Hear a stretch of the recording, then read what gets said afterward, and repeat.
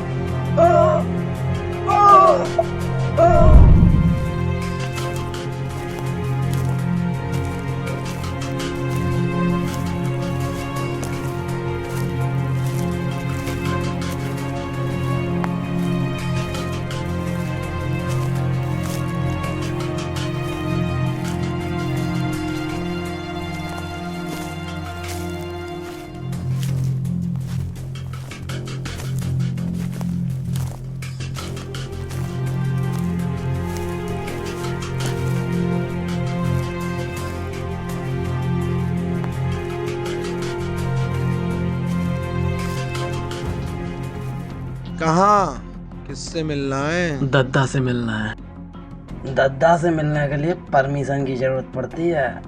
आने दो इसे। तेरा नसीब अच्छा है जो दद्दा ने तुझे आने दिया।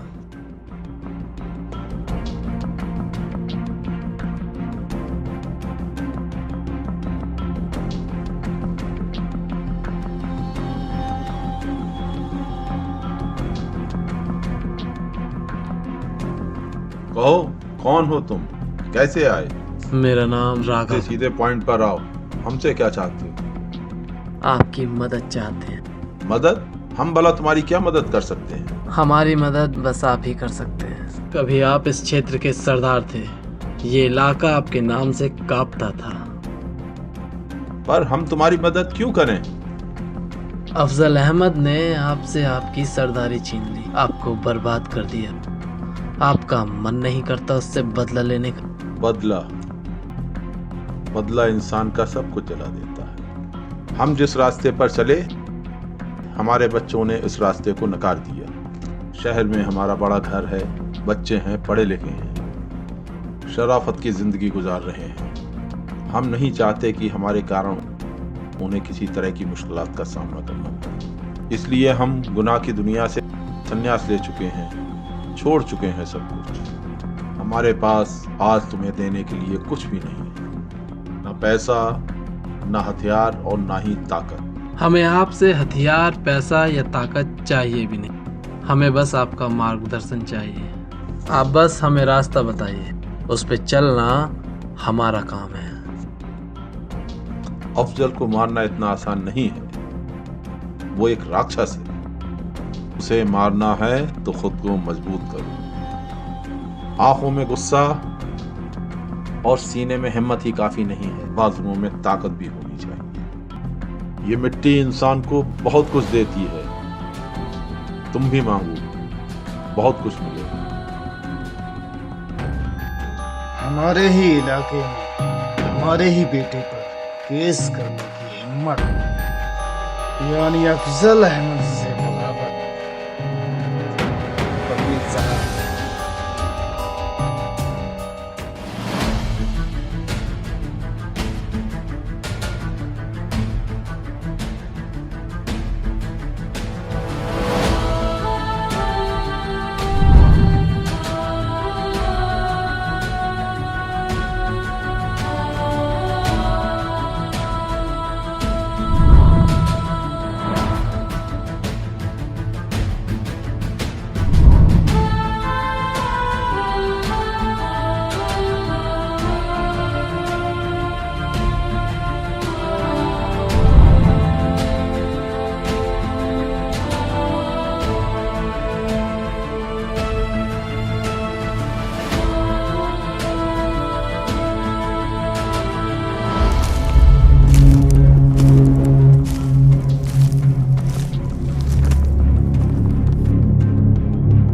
सुनो सब लोग, उन दो लौंडों का क्या हुआ तुम सबको पता है, और इसका अंजाम भी तुम अपनी आंखों से देखोगे। इसने छोटे नवाब पे केस करने की हिम्मत की है। इसकी मौत तुम्हें बताएगी अफजल अहमद के खिलाफ जाने का क्या अंजाम होता है। इनको माफ कर दो, ये दोबारा ऐसा कभी कुछ नहीं करेंगे। मैं आपके पांव पड़ता हूँ। इसे माफ कर दिया तो और लोग भी सर उठाएंगे। इसकी सजा सिर्फ और सिर्फ मौत है।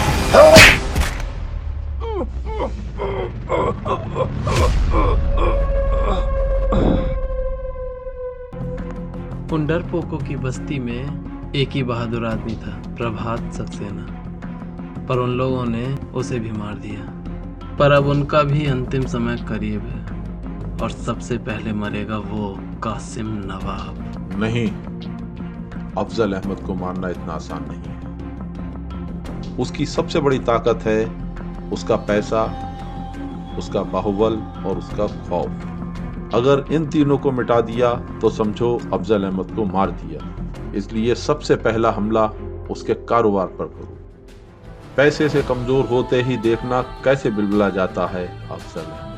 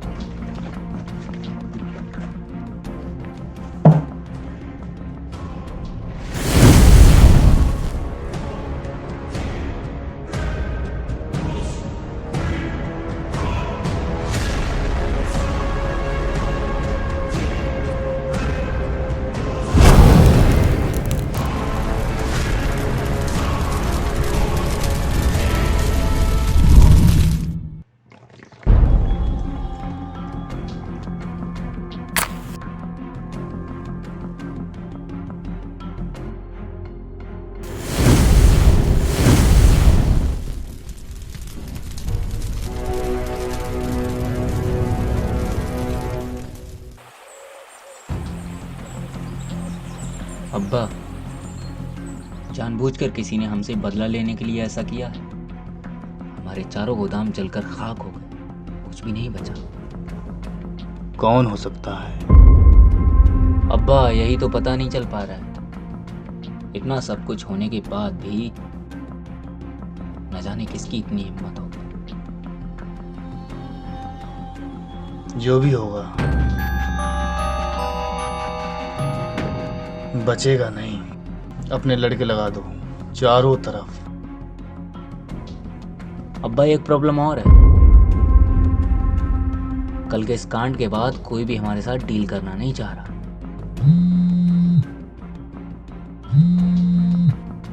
हाँ बोल।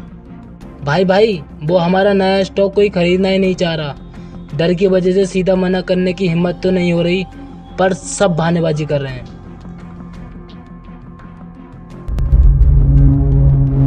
कल मीटिंग बुलाओ। खरीदेंगे कैसे नहीं साले स्टॉक।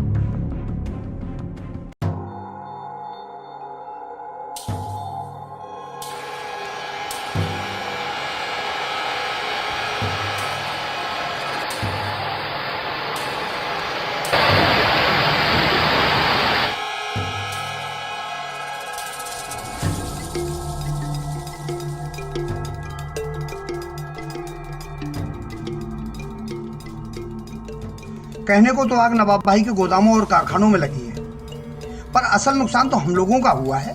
उन गोदामों में छिपा हुआ सारा चरस अफीम गांजे का स्टॉक जल कर के खाक हो गया। आखिर हम अपना माल अफजल भाई के पास रखते ही क्यों हैं? वो सारा माल अपने अंडर रखते हैं, जिसका किराया भी हमसे लेते हैं और प्रॉफिट में हिस्सा भी। इससे तो अच्छा है हम अपने माल को खुद स्टॉक करें। तुम नए हो इस धंधे में, इसलिए ऐसा बोल रहे हो। हम लोगों का काम माल खरीदना है, उस सारे माल को सेल तो अफजल भाई ही कराते हैं, तो प्रॉफिट में हिस्सा भी लेंगे ही। और ये मत भूलो, यहाँ जो गली गली बच्चा बच्चा चरस गांजा पिए घूम रहा है, ये अफजल भाई की देन है। उन्हीं की बदौलत हमारे धंधे में इतना इजाफा हुआ है। रही बात माल स्टॉक करने की, तो इस इलाके में गोदाम और कारखाना तो क्या, अफजल भाई के अलावा कोई छोटी सी फैक्ट्री भी नहीं लगा सकता। यहाँ अफजल भाई की हुकूमत चलती है। जब हमारा सारा माल उनकी देख रेख में रहता है, जिसका किराया भी हम उन्हें देते हैं, तो उस माल की जिम्मेदारी भी उन्हीं की हुई ना। हाँ तो ठीक है, हम उन्हें बोल देते हैं जब तक हमारे माल की पाई हमें नहीं मिल जाती, हम अगला स्टॉक नहीं खरीदेंगे। तुम्हारी बात सही है रईस मियाँ, लेकिन मुश्किल ये है कि इस बात को नवाब भाई से कहेगा कौन। पिछली बार तुम्हारे भाई ने मुंह खोला था, भूल गए उसका अंजाम क्या हुआ? तुमने अफजल अहमद के कारोबार पर चोट करके बहुत बड़ा काम किया। ये काम कोई मर्द का बच्चा ही कर सकता है। अफजल अहमद से सीधी सीधी दुश्मनी वही ले सकता है जिसे अपने मरने का डर ही ना।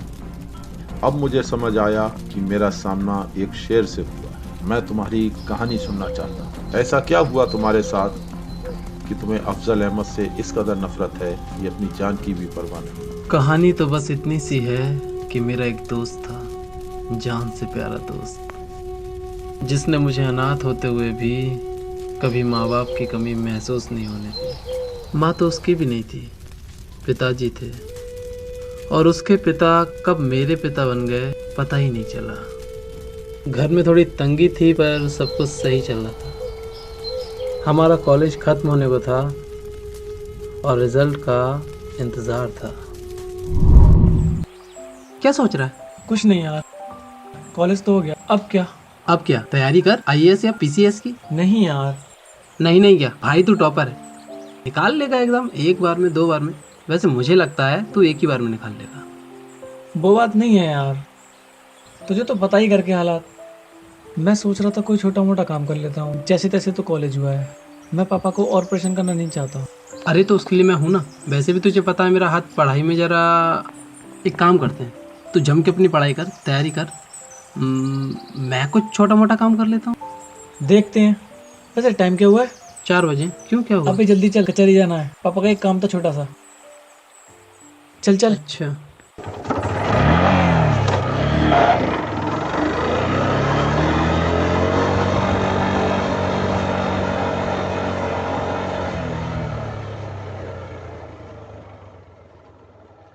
कारोबार में दिन पे दिन मुनाफा हो रहा है, तो ऐसे में हम लोगों का हिस्सा भी बढ़ना चाहिए।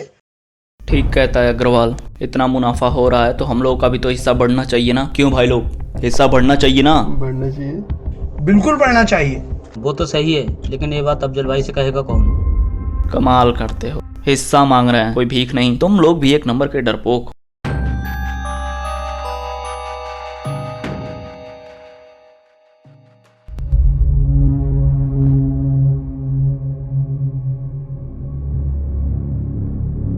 शहर में हुकूमत करने के लिए पावर और पैसे के साथ साथ दो और चीज़ों का होना ज़रूरी है। Number 1, divide and rule.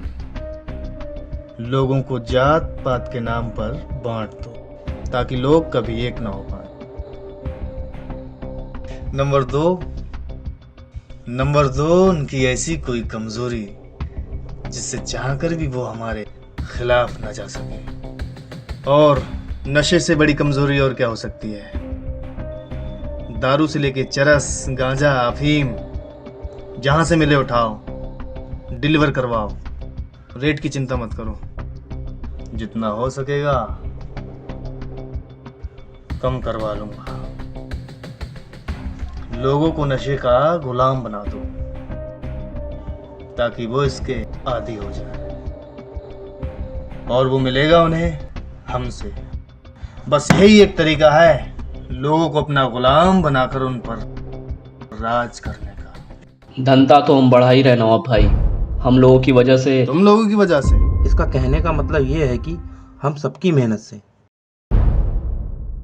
मुझे बोलने दीजिए नवाब भाई, हमारी मेहनत से कारोबार आज इतने आगे आया है, हमारा कुछ तो मुनाफा होना चाहिए। तो तुम्हें लगता है तुम्हारा मुनाफा बढ़ना चाहिए? कोई और भी है जिसे लगता है कि उसका भी मुनाफा बढ़ना चाहिए? क्या हुआ? अभी तो तुम सब बोल रहे थे। अरे अब क्या हुआ? अरे मुनाफा बढ़ना चाहिए कि नहीं? क्या हुआ? अरे बोलो ना। तो तुम अकेले ही हो जिसे मुनाफे में अपना हिस्सा बढ़ाना है। कोई और भी है जिसे मुनाफे में अपना हिस्सा बढ़ाना है? तुम अकेले हो तो सिर्फ तुम्हारा हिस्सा बढ़ेगा।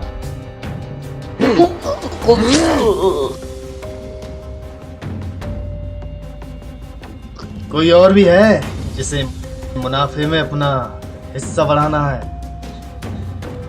तुम लोग यहाँ मेरे लिए काम कर रहे हो, और जो मेरे लिए काम कर रहा है वो ही यहाँ जिंदा है। यहाँ का यही नियम है।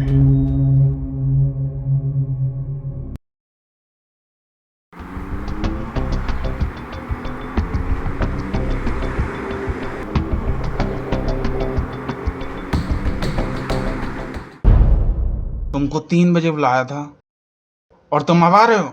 हाँ सर, थोड़ा सा लेट हो गया। वैसे भी ऑफिस का टाइम तो 5 बजे तक है। बस एक पेपर ही तो चेक करना है, आप चेक करके बता दीजिए। अरे 4:30 बज गए हैं, चलो सिगरेट पी के आते हैं, तब तक टाइम भी हो जाएगा। हाँ भाई चलते हैं। भाई साहब सिगरेट पीने बाद में चले जाना, पहले मेरा काम कर दीजिए। तुमको 3 बजे बुलाया था और 5 बजे आके यहाँ लेक्चर वाइज झाड़ रहे हो। चलो अभी निकलो बाहर, टाइम हो गया है।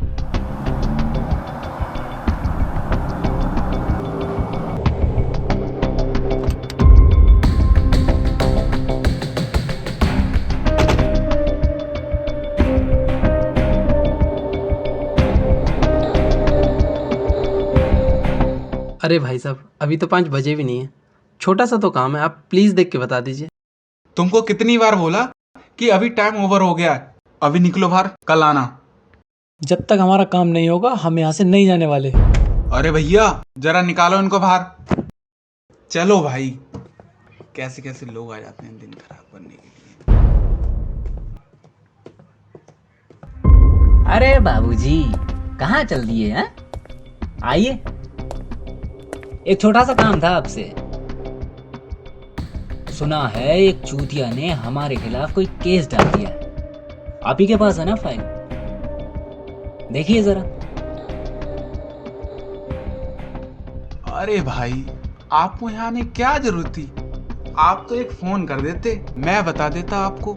असल में हमें सिर्फ फाइल नहीं देखनी, बल्कि ये केस ही ना रफा दफा करना है। असल में क्या है ना, फाइल के चक्कर में हमें अदालत आना पड़ेगा, और अगर वकील साहब ये केस वापस ले लें और हम पर जो सेक्शन लगाए गए हैं वो हटा दिए जाएं, और उसके बाद कोई और वकील ये केस ना ले, तो हो गया ना केस खत्म। बस यही चाहते हैं हम।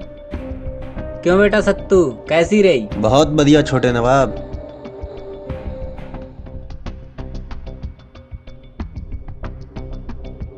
अच्छा बाबूजी, चलते हैं। और हाँ, रहे वकील साहब, तो या तो वो अपना केस वापस ले लेंगे या फिर उनका केस हम, समझ गए?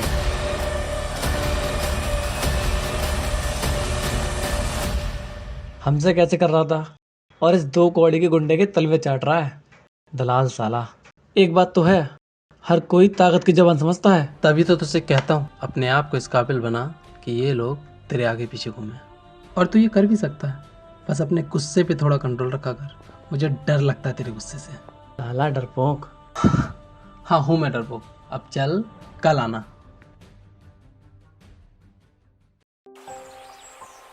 अरे यार जल्दी कर। सुनो बेटा, बाहर जा रहे हो? अरे शाम के खाने के लिए कोई सब्जी लेते आना। अच्छा ठीक है। अरे सुनो तो, पैसे तो लेते जाओ। ये लो बेटा। मुझे बहुत शर्म आती है, घर में 2 जवान बेटे के होते हुए भी आपको ट्यूशन पढ़ाकर घर चलाना पड़ रहा है। इसमें शर्म वाली क्या बात है बेटा? बाप हूँ मैं तेरा, मेरा फर्ज है ये। पर ये आपके आराम करने के दिन हैं, और वैसे भी हमारा भी कॉलेज अब खत्म हो चुका है। अब बहुत जल्द हम भी कुछ काम करेंगे। हम नहीं, मैं। तू अपनी पढ़ाई करेगा। ठीक है, कर लेना, लेकिन अभी तो निकलो, लेट हो रहे हो। हाँ चलो।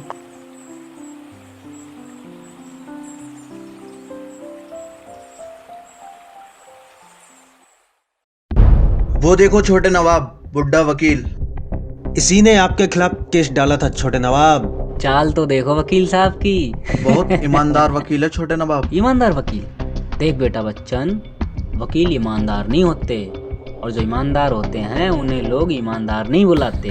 तो क्या कहते हैं? उन्हें बुलाते हैं चूतिया। चल बेटा।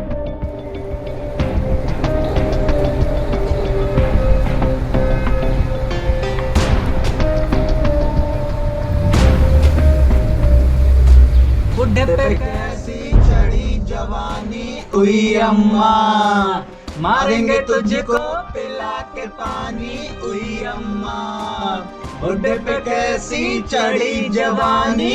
नवाब भाई छोड़िए ना, जाने दीजिए। क्या भाई? हाँ? जानता नहीं है मैं कौन? हाँ? नहीं नहीं नहीं नहीं। भाई भाई आप, इसकी कोई गलती नहीं। आप मुझे मारिए। आप मुझे मारोगे तो इसको बुरा लगेगा।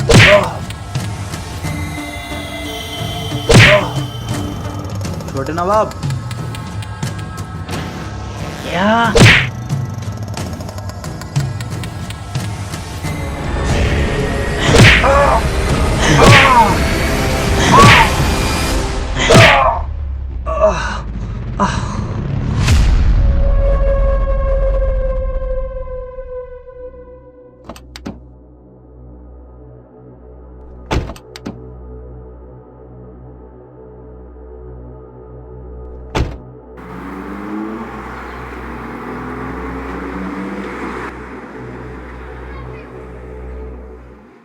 कितनी बार कहा है इस लड़ाई झगड़े से दूर रहा करो, पर मेरी कोई सुनता ही कहाँ है। लो चलो उठो, ये हल्दी वाला दूध पी लो।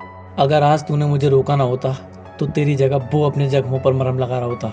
वो अफजल अहमद का बेटा है, इसलिए तुझे उस पे हाथ उठाने से रोका।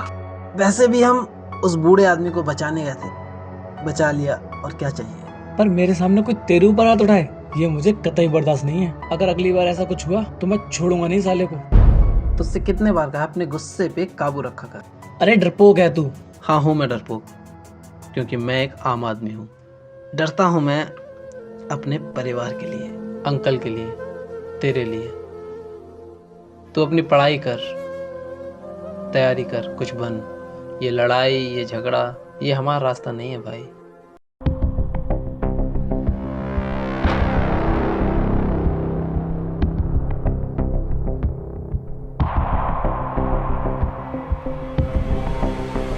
उन 2 लौंडों में से एक ने मेरे ऊपर हाथ चलाया था। भाई आपने उसके बदले उसके दोस्त को मार तो लिया, अब छोड़ो, जाने दो। ना,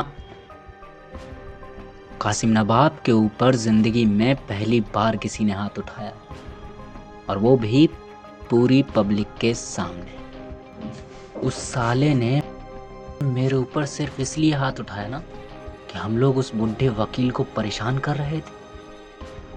अगर ऐसा है तो ठीक है, कल हम लोग उसके बाप को परेशान करेंगे और फिर देखते हैं क्या करता है।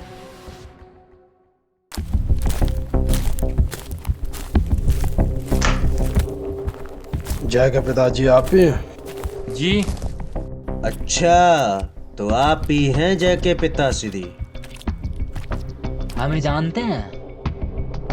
जी, आप अफजल अहमद के साहबजादे हैं। लोग भाई, ये तो हमें अच्छे से जानते हैं। एक शरीफ आदमी को इस तरीके से रास्ते में रोकने का मतलब? शरीफ आदमी?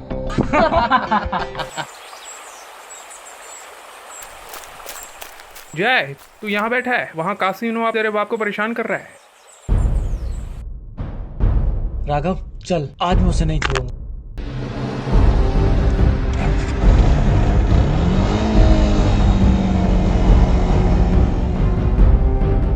अगर शरीफ हो तो शरीफों की तरह रहो ना। हम जैसे गुंडे, बदमाश, मवालियों के लफड़े में मत पड़ो। पर तेरे लौंडे ने मेरे ऊपर हाथ उठा लिया, अंजाम तो भुगतना ही पड़ेगा ना।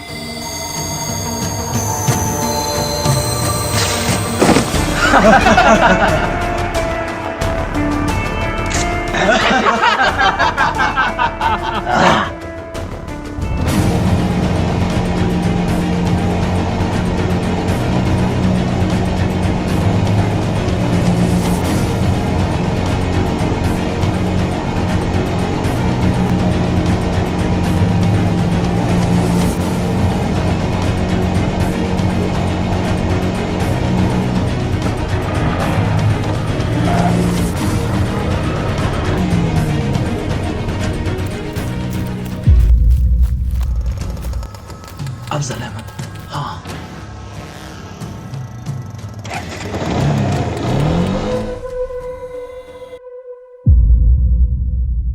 उस दिन तो मेरे भाई ने मुझे रोक लिया था, पर आज तुझे मैं नहीं छोड़ूंगा।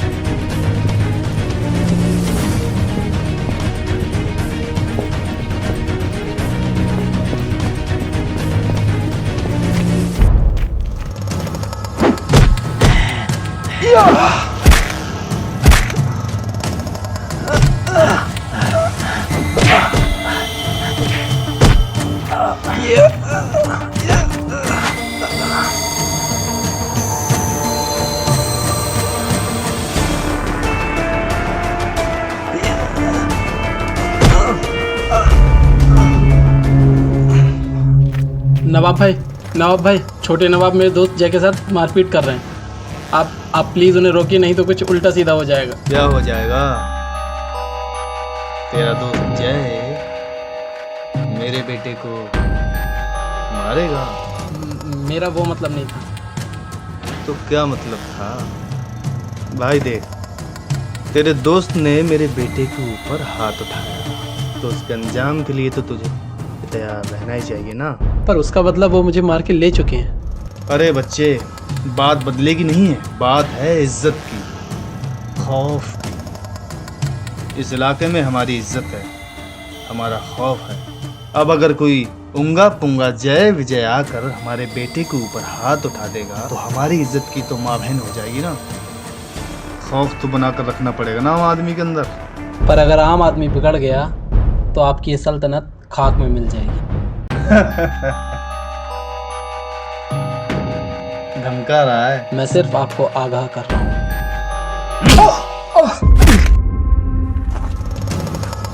मेरी सल्तनत मिटाएगा, मुझे खाक में मिलाएगा।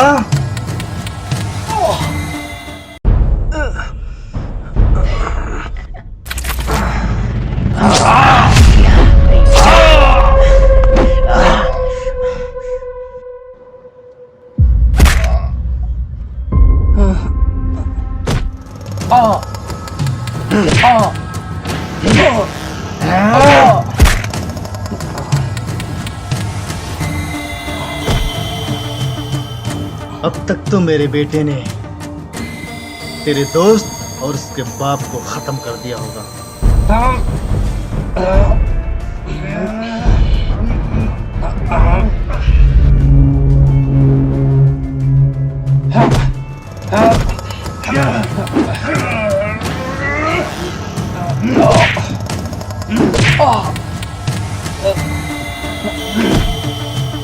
तुम जाकर कासिम नवाब इस हरामजादे को तुम मैं दे दूं।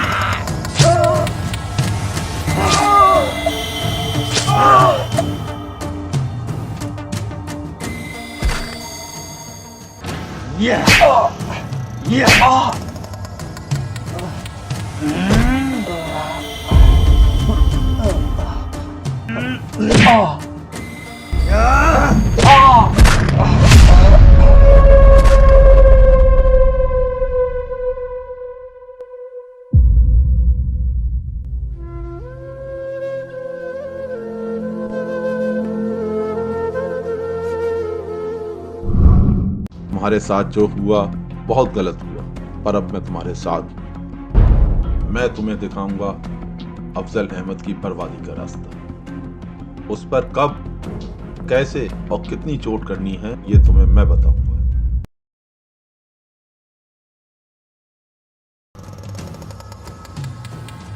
सुना है कुछ लोग नया स्टॉक खरीदने में आनाकानी कर रहे हैं। हमारे साथ धंधा करना नहीं चाहते। इसका कारण है हमारे कारखानों और गोदामों में आग लगना। ये जिसने भी किया है उसे तो हम नहीं छोड़ेंगे, लेकिन इस बुरे वक्त में हमारा साथ छोड़ने वाले भी बख्शे नहीं जाएंगे।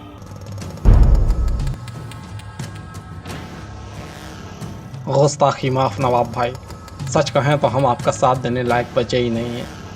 आपके गोदामों और कारखानों में जो आग लगी है उसमें असल नुकसान तो हमारा हुआ है। इतना नुकसान झेलने के बाद फिर से नया स्टॉक खरीदने का दम हम में तो नहीं।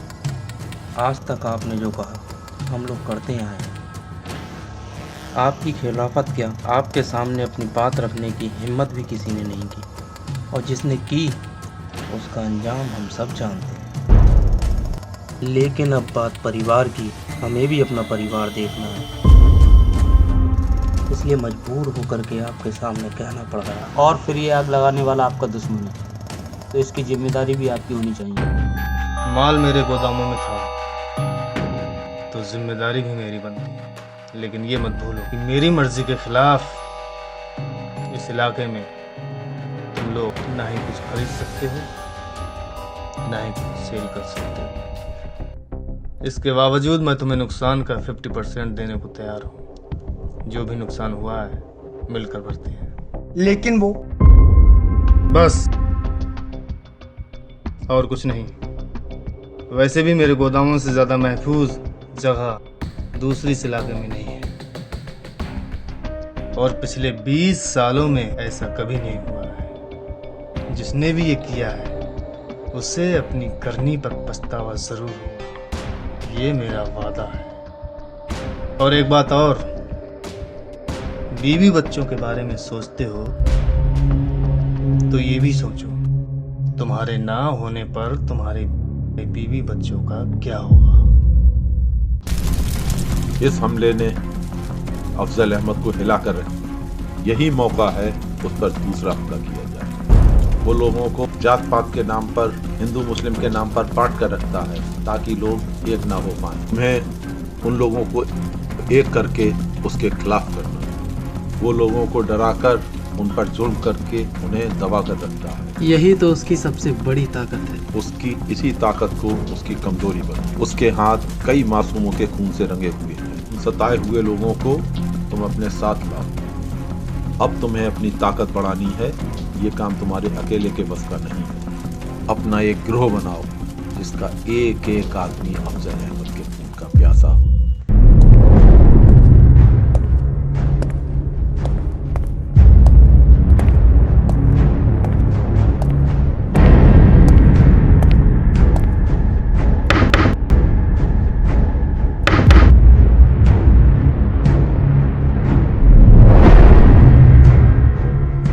वकील साहब, यानी तुम्हारे बाप को उन लोगों ने खुलेआम मार दिया, तुम्हारे भाई की बेइज्जती की, और तुम हाथ पे हाथ रख के बैठे रहे। तो मैं क्या करता?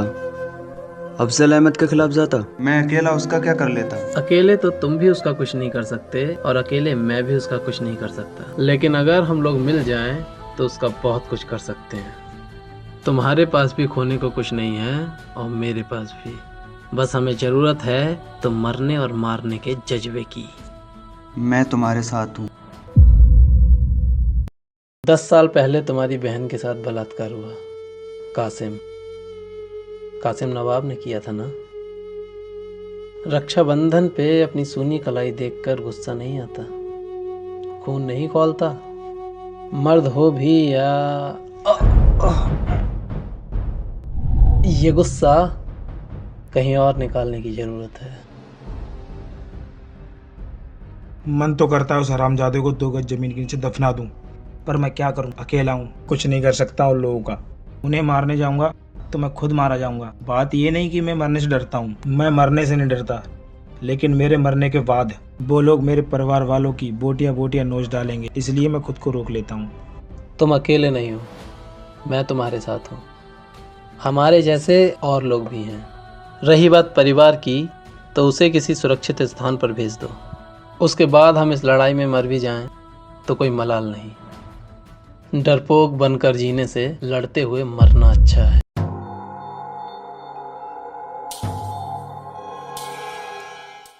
साला अब तक पता नहीं चल पाया कि कारखाने में आग किसने लगाई। ऐसा कौन है जिसमें इतनी हिम्मत आ गई? हाँ भाई, ये बात तो मुझे भी समझ नहीं आ रही। छोटे नवाब, आप यहाँ बैठे हैं। वहाँ बस्ती में एक लौंडा बड़े नवाब के खिलाफ लोगों को भड़का रहा है। बस्ती वालों में जहर भर रहा है। कौन है? ये तो पता नहीं कौन है, पर सुना है कल वकील के लौंडे से कोई मिलने आया था। वकील का लौंडा भी के साथ हो लिया। 2 दिन से दोनों फरार हैं। इसके बारे में उसके पड़ोसी रामदीन को सब पता है। रामदीन? अच्छा। अफजल अहमद ने आपके जवान बेटे को मार दिया, आपकी ज़मीन पर कब्जा कर लिया। इस सब के बावजूद अगर आप सिर्फ उसके खिलाफ इसलिए जाना नहीं चाहते क्योंकि वो आपके मजहब का है, तो आपसे बड़ा बेवकूफ़ मैंने आज तक नहीं देखा। वो सिर्फ मजहब का इस्तेमाल करता है हम लोगों में दरार डालने के लिए। उस जैसे गुंडे को हम लोगों को मिलके ख़त्म कर देना चाहिए। शायद तुम ठीक कह रहे हो बेटा, लेकिन हम चंद लोग उसका क्या बिगाड़ पाएंगे? हम लोग उसका क्या बिगाड़ पाएंगे ये तो मैं नहीं कह सकता। इस लड़ाई में हम जीत ही जाएंगे ये भी मैं नहीं कह सकता। लेकिन एक बात याद रखिए चाचा, लोग उसी के पीछे आते हैं जो अकेले चलने का दम रखता है। सुना है बस्ती में कोई लौंडा आया है जो हमारे अब्बा के खिलाफ जहर उगल रहा है। कल इधर भी आया था। वो कोई था तो छोटे नवाब, मेरे पास भी आया था। उसने मुंह पे कपड़ा बांध रखा था। मैंने उसकी एक नहीं मानी, उसे भगा दिया। ओ भाई, तुम तो बड़े होशियार निकले हैं। उसे भगा भी दिया और उसकी बात भी नहीं मानी। भाई वाह, हमें नाज है तुम पर। सुना है तुम्हारे पड़ोसी वकील का लौंडा भी उसके साथ हो लिया है। अब तुम्हारे पड़ोस में आया हो तो ये तो पता चल ही गया होगा कि कौन है। देखो, प्यार से बता दो, वरना तुम्हें पता ही है कि हम कौन हैं। छोटे नवाब, आपसे दुश्मनी लेके क्या हमें मरना है? ना, मानोगे नहीं। भुजंग!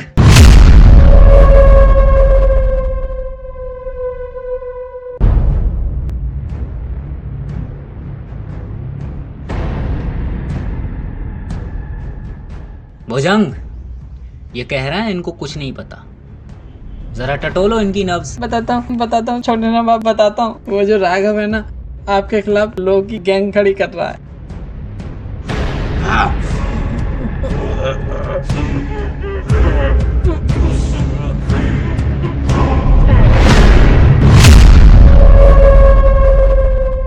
अरे रामदीन भैया, कहा था ना कायदे में रहोगे तो फायदे में रहोगे। हो गया ना कांड। अरे बच्चन, कहाँ रह गया? आए छोटे नवाब।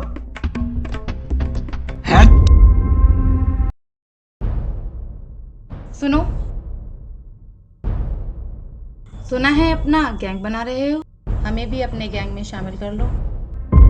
इस लड़ाई में बहुत कुछ खो सकती हो तुम। मेरे पास खोने के लिए कुछ भी नहीं बचा है।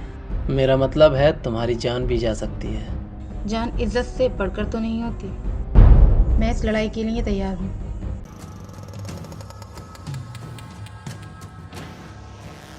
चुनाव आ रहा है। इस बार इस एरिया से सांसद का चुनाव लड़ेंगे और जीतेंगे भी। हमारा जो भी नुकसान हुआ है, राजनीति में आकर उसकी भरपाई करेंगे। और इस बार उस कुत्ते को अपनी गुंडई ताकत से नहीं, बल्कि प्रशासन की ताकत से मारेंगे। लेकिन अब्बा, वहां वो लोगों को हमारे खिलाफ भड़का रहा है, गिरोह बना रहा है हरामजादा। अभी वो जो कर रहा है उसे करने दो। बस एक बार चुनाव जीत जाए, मसल के रख देंगे उस हरामी को।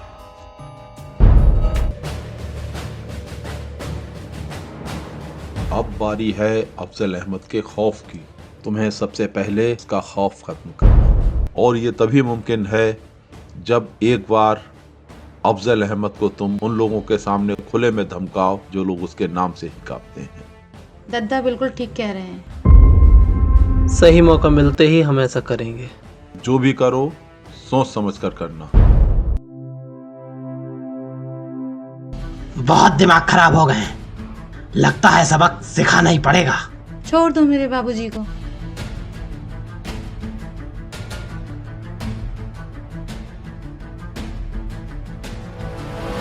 नहीं छूना नहीं मेरी बेटी को। बाबूजी, छोड़ दे कमीने, छोड़ दे कमीने, छोड़ दे। नहीं। क्या हुआ? मेरा गुजरा हुआ कल मेरे आज में आके बार बार मुझे वही सब याद दिलाता है, और ये तब तक होता रहेगा जब तक मैं उस कुत्ते को मार नहीं डालती। तुम्हारी लड़ाई अफजल अहमद के साथ है ना, तो तुम उसका कुछ भी करो, बस उसके कुत्ते भुजंग से मुझे अपना बदला लेना है।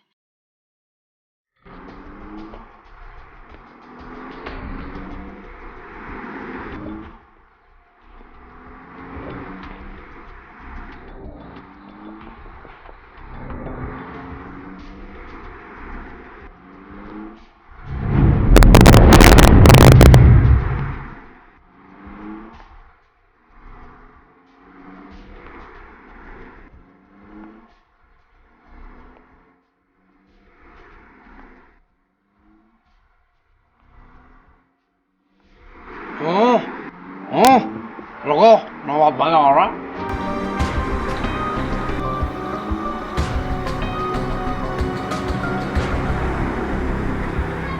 इस बार सांसद के पद के लिए खड़े हो रहे हैं हम, और जब हम खड़े हो रहे हैं तो हम ही जीतेंगे। हमारे खिलाफ कोई खड़ा हो, इतना किसी में दम नहीं। एक बात कान खोलकर सुन लो तुम सब लोग, तुम सब लोगों को हमें ही वोट देना है।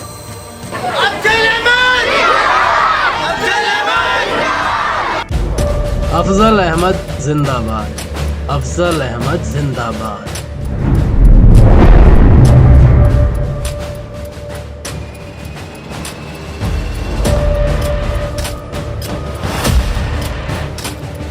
दोस्तों, ये है आपके नेताजी, जो अभी थोड़ी देर पहले कह रहे थे कि किसी में इनके खिलाफ खड़े होने की हिम्मत नहीं है।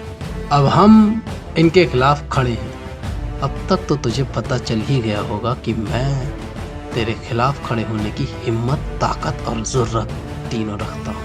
दोस्तों, हम इनके सामने खड़े हैं, इनकी आंखों में आंखें डाल के। कहो तो थप्पड़ भी मार दें?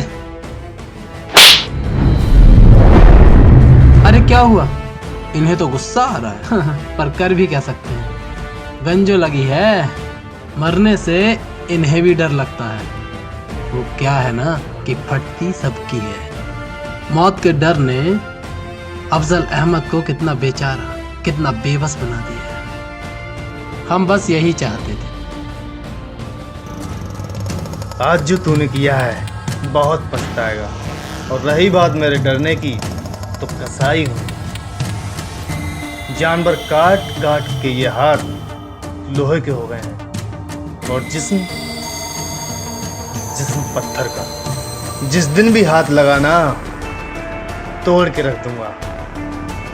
अब तू मेरा असली रूप देख लेगा। डरा रहे हैं? अरे आप तो बहुत खतरनाक हैं। मगर हम भी अब पहले वाले राघव नहीं रहे। इस बार टक्कर बराबर की होगी, मजा आएगा। चलते हैं, आप अपना चुनाव का प्रचार कीजिए।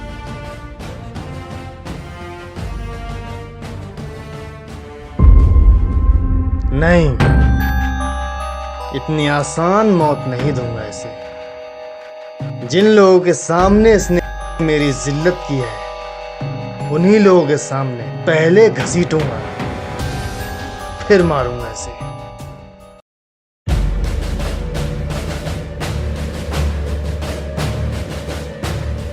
आज जो तुमने किया है, उसके बाद अफजल अहमद पूरी तरह से बिलबिला गया। अब तैयार हो जाओ आमने सामने की लड़ाई के लिए, क्योंकि बस्ती वालों के सामने खुलेआम तुमने अफजल अहमद को जलील करके उसके गुरूर पर चोट की।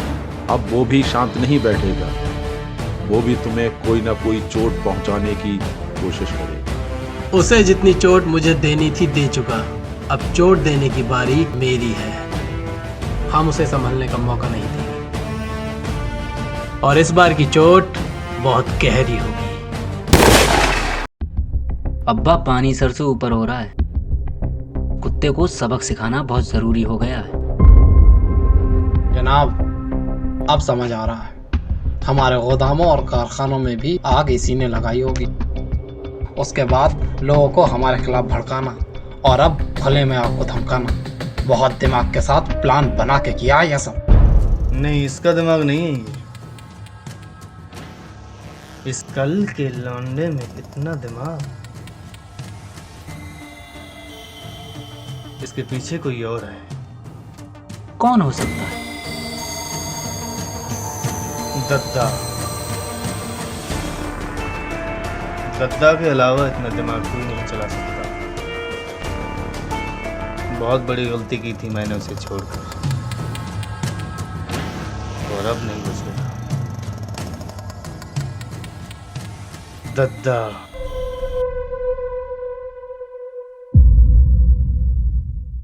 अल्लाहु अकबर।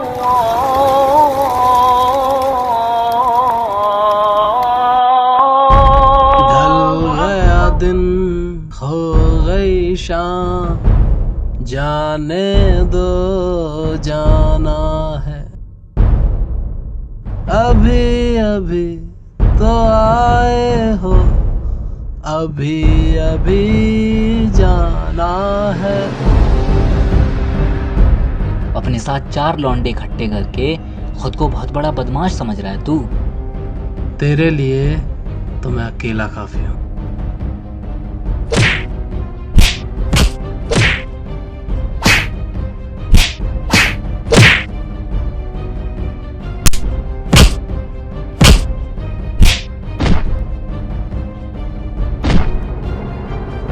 बद्री, तुझे इस कमीने से बदला लेना था ना? चुका ले इससे अपना हिसाब।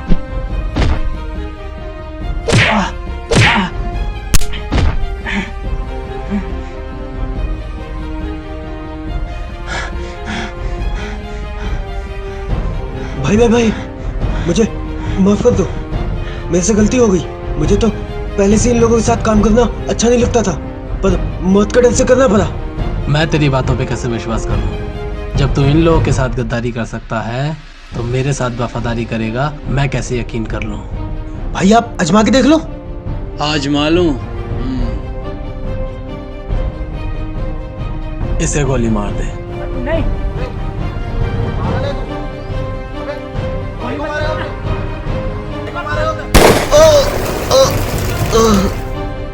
साले गद्दार।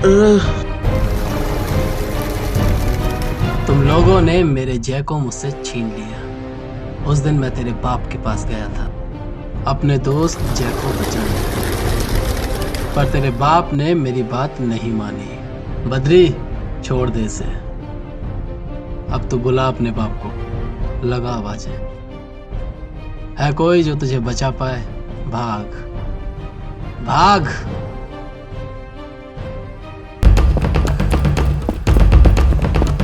भाग कुत्ते भाग।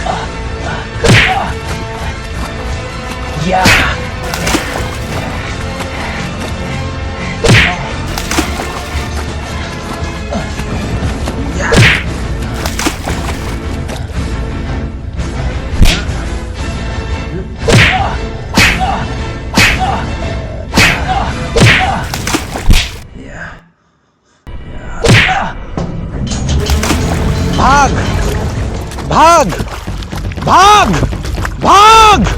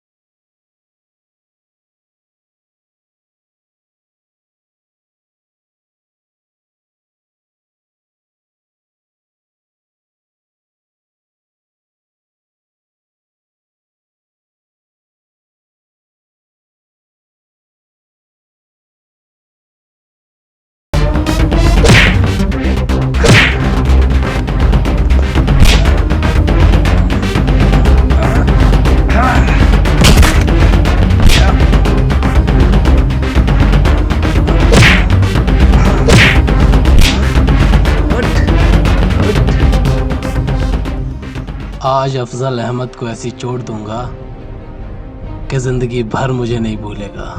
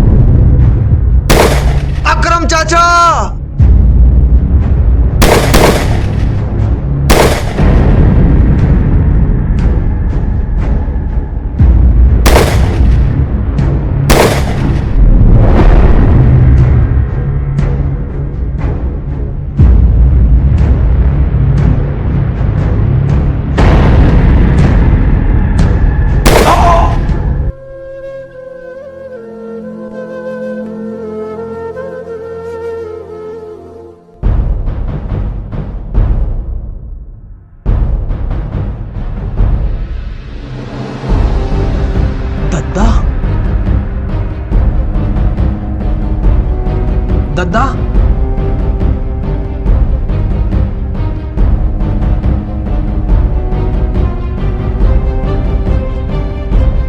ये सब क्या हो गया? हम लोगों ने बहुत कोशिश की दद्दा को बचाने की, पर हम लोग बचा नहीं पाए।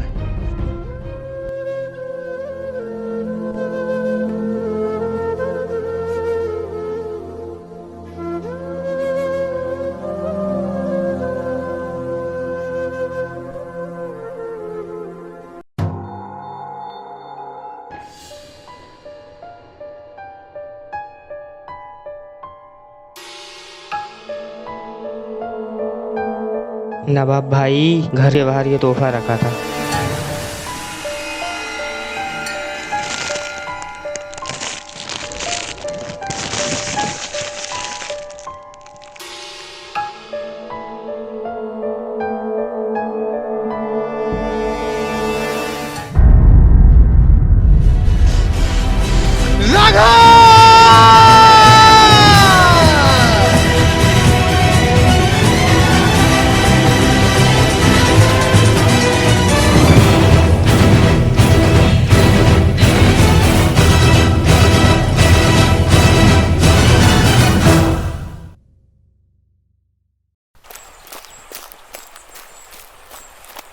अरे भुजंग भैया, सुना है दद्दा को निपटा दिया? नवाब भाई का हुक्म हमारे लिए भगवान की आवाज के बराबर है। उसको तो मरना ही था। इतनी खुशी की बात और तुम यहाँ सूखे सूखे बैठे हो। ये तो पार्टी देने वाली बात हो गई भाई। आइए घाटी गीली कराते हैं, आइए।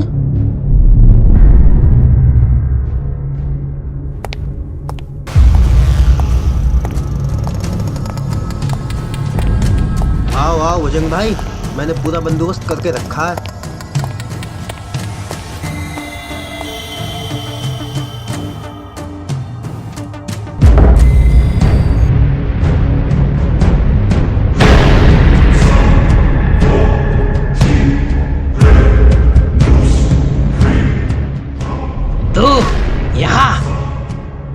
तेरी मौत आई है क्या? मौत तो तेरी तुझे यहाँ खींच लाई। ये जो तेरे पीछे कुत्ता खड़ा है ना, ये अब मेरे लिए भौंकता है। इसीलिए तो तुम्हें यहाँ लाए थे, ताकि गिरवा सके। तुम्हें क्या लगता है इस तरह नशे में धुत करके तुम मुझे मार लोगे? तुझे मैं नहीं मारूंगा, बल्कि कोई और मारेगा। जानना चाहता है?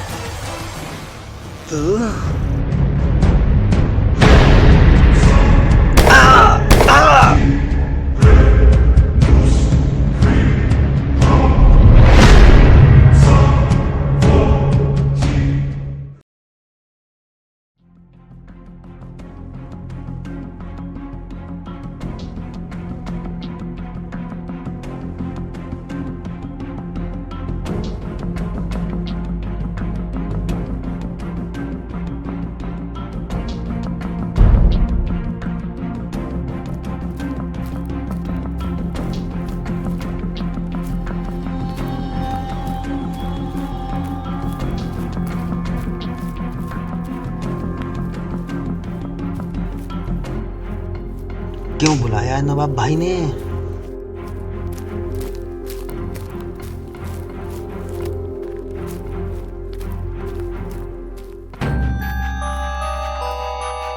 नवाब भाई आपने मुझे बुलाया? आओ सत्तू आओ, बैठो। आपके बराबर में नवाब भाई? बैठो।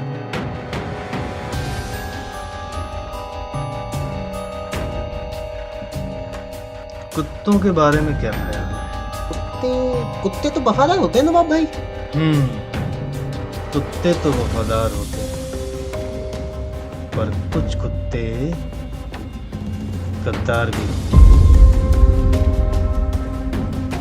तूने तो कुत्तों की बिरादरी को ही बदनाम कर दिया।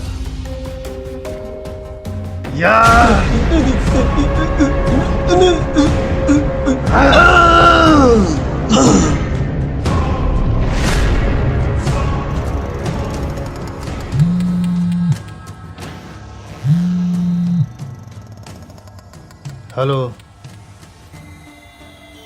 सुना है हमें ढूंढ रहे हो मिस्टर अफजल अहमद।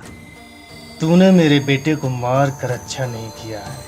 तू जिस बिल में भी छुपा होगा उस बिल से निकाल कर मारूंगा तुझे। हम किसी बिल में नहीं छुपे, हम तो यहाँ पुराने किले पे तुम्हारा इंतजार कर रहे हैं।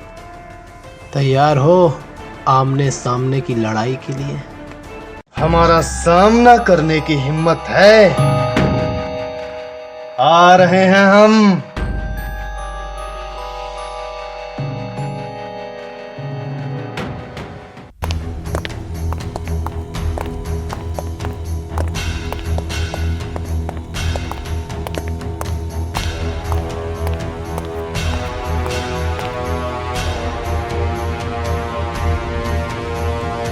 आखिर तू अपने बिल से बाहर निकल ही आया।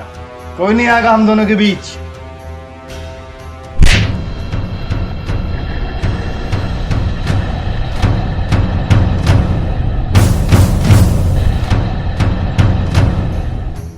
बहुत जख्म दिए हैं तूने मुझे, आज तेरी कहानी ही खत्म कर दूं। जख्म तो आपने भी हमें बहुत दिए नवाब साहब। रही बात कहानी की, तो देखते हैं किसकी खत्म होती है।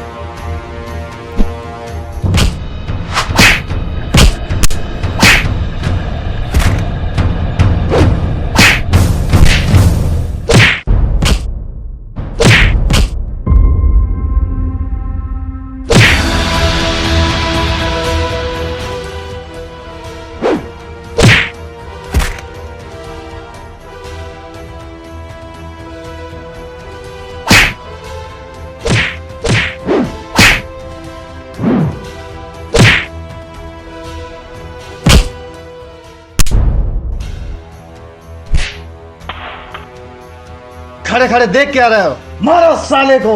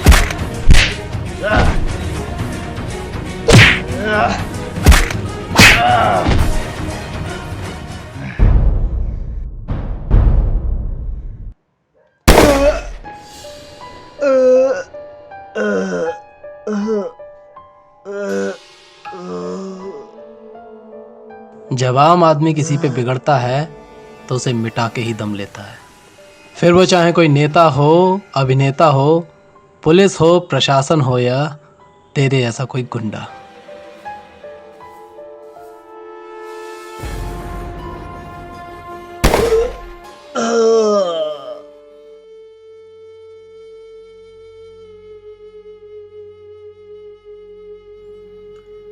कहानी अभी खत्म नहीं हुई है दोस्तों, ये कहानी यूं ही जारी रहेगी। जब जब कोई पापी, कोई अत्याचारी किसी आम आदमी को सताएगा, उन्हें परेशान करेगा, तब तब यूं ही कोई राम, कोई राघव उसका विनाश करेगा। चलिए मिलते हैं किसी और दिन, किसी और कहानी में।